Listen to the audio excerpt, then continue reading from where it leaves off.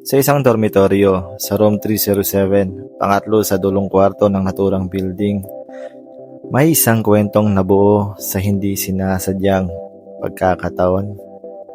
Maingay na binuksan ni Miko ang pinto ng kanilang dorm room.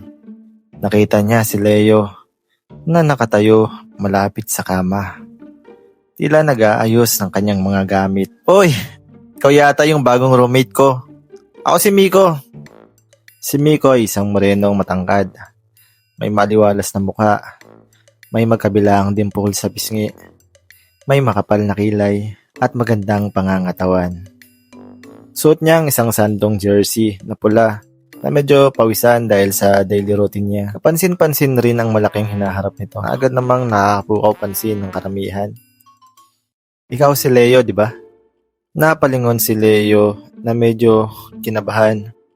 Oh, ako nga. Nice to meet you. Parehong nag-abot ng kamay nang magdikit ang kanilang mga palad. May kakaibang naramdaman ng dalawa. Parehong mabilis na nagbawian ng mga kamay. Ang lamig ng kamay mo pre, sabi ni Miko. Kinakabahan ka ba? Huwag kang mag-alala. Mabait ako. Medyo maingay nga lang. Saka mahilig akong magkwento. Humiling si Leo, ngunit halatang namumula. Hindi, siguro pagod lang. Kaling biyahe. Medyo malayo din kasi ang pinanggalingan ko. Sayang din kasi ang scholarship na nakuha ko mula sa school na to. Kaya kahit malayo, kinrab ko na. Sabay ngiti ni Leo. At sundot sa salamin sa mata nito. Si Leo ay maputi. May mapungay na mga mata. Sa kabila ng may gradong salamin nito. Mas bata ng 1 taon si Leo kay Miko. Si Leo ay 19, habang si Miko naman ay nasa 20 taong gulang na. Sige bro, feel free sa room. Dalawa lang naman tayo rito eh. Oh, siya mag-aasikaso na rin muna ako for school. Habang inaayos ni Leo ang kanyang mga libro, pansin niyang palihim na nakatingin sa kanya si Miko. May kakaibang init na napuno sa silid. Lumipas ang linggo, isang hating gabi na kwentuhan ng dalawa. Nakahiga sa kanilang kama, nag-uusap sa dilim. Kaya yun, niniwalayan na naman ako. 3rd time na to this year. Nakaunat sa kama si Leo habang nakatingin sa kisame. Bakit? Ano bang nangyari? Tanong ni Leo. Sabi niya, masyado daw kasi akong busy. Busy kasi ako sa training. Basketball scholar kasi ako. Kailangan. Tugon ni Miko. Bumaling sa direksyon ni Miko si Leo. Hindi ka naman siguro masyadong busy para sa taong mahal mo, di ba? Biglang tumahimik sa dilim. Ramdam nila ang bigat ng tanong. Ang mga mata nila ay nagtama. Parehas nangungusap. Mga damdamin na tanging kanilang sarili lamang ang nakakarinig ng mga ito. Tila ba parang mga puso nila ay gustong mangusap sa pamamagitan ng kanilang mga mata. Pumulong si Miko. Oo nga, siguro hindi lang siya yung tamang tao para sa akin. Ilang sandaling katahimikan. Parehong naramdaman ang paghinga ng isa't isa. Malalim ang bawat paghinga. Amoy ni Leo ang bango ng hiningang nagmumula sa bibig ni Miko na tila nagdadala sa kanya ng kakaibang pakiramdam. Una pa lamang ay hindi niya na maintindihan ang kanyang sarili.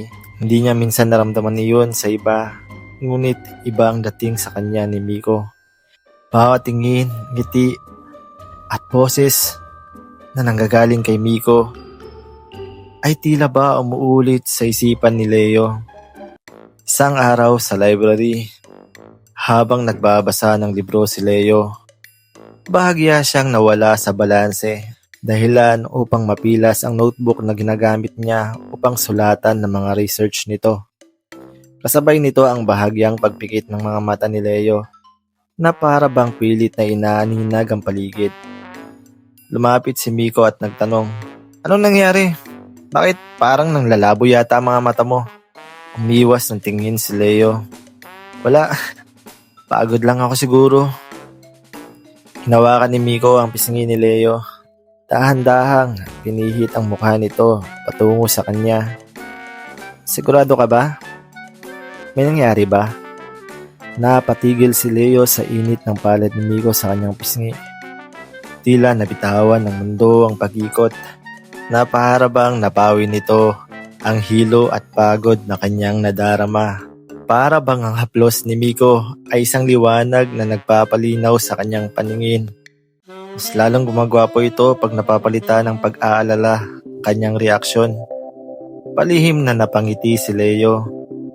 Okay lang ako, Miko. Salamat.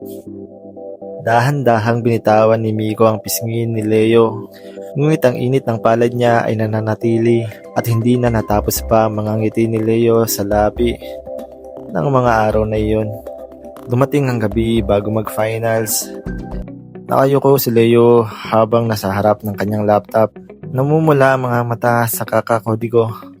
Mahigit 20 tabs ng Stack Overflow ang nakabukas. Pinitik-pitik ni Leo ang keyboard. Shit, bakit ayaw mag-run? Lumalabas ang syntax error, unexpected AOF while parsing. Galing sa shower si Miko nang lumabas ito. Basang-basa ang kanyang buhok at nagtanong, "Pre, anong nangyayari?" Halos maiyak si Leo. Yung final project, dapat working na to ngayon. May 5 oras na akong nagdidebug ng loop na to. Lumapit si Miko, ang may fresh from shower. Patingin bro, anong language yan? Python, sabi ni Leo. Dapat simple lang pero biglang nagbe-freeze ang laptop at nagahang. Biglang umiyak si Leo ng malakas. Bumagsak ang mukha niya sa keyboard. Yumakap mula sa likod si Miko. Hey, kaya mo yan. Rest muna. Sabi lang ng pangamba at problema ng kanyang nararamdaman. Hindi niya rin maitanggi ang kakaibang nararamdaman niya mula sa kanyang likuran. Ang galit at stress ay tila ba napalitan ng kaba at kakaibang init. Pasimple namang ibinaling muli ni Leo ang nararamdaman. May luha pa rin sa kanyang mata. Umiyak. Feeling ko babagsak ako kay Sir Reyes. 60% ng grade ko ang nakadepende dito.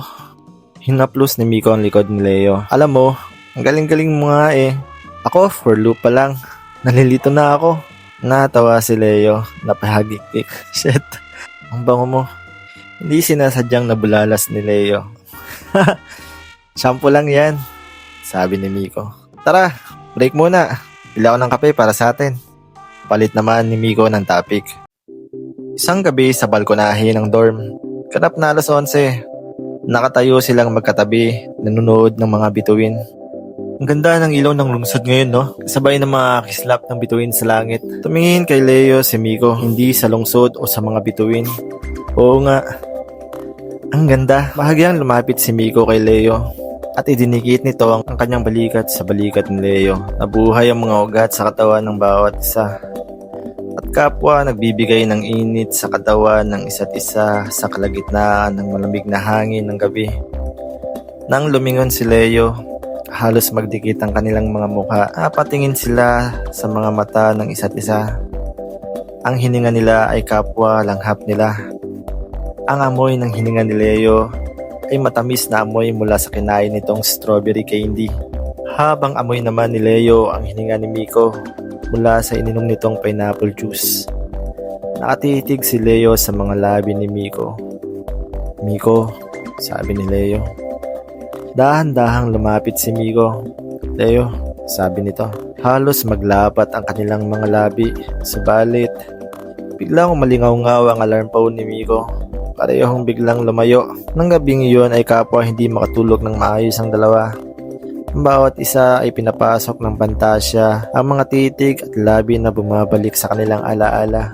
Kapwa sinisilip ang muka ng bawat isa sa magkaibang minuto na nagpapalitan ng lingon at pakiramdaman.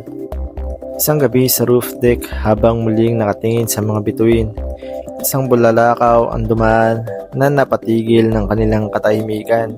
Sabay na napahiling at sabay na napabuntong hininga. Napatawa si Miko, sabay tumawa na rin si Leo. Subalit ang tawanan ay biglang naputol sa sunod na nagsalita si Miko. May sasabihin ako sa'yo. Nakakabahan si Leo na nagtanong. Ano yun? Huminga ng malalim si Miko. Alam mo yung feeling na parang kulang? Parang laging may kulang. Tumango si Leo na tila ba naiintindihan na agad ang tinutukoy ni Miko. Oo, sambit ni Leo. Hinawakan ni Miko ang kamay ni Leo. Ngayon ko lang na-realize, ikaw yung kulang, napalunok si Leo.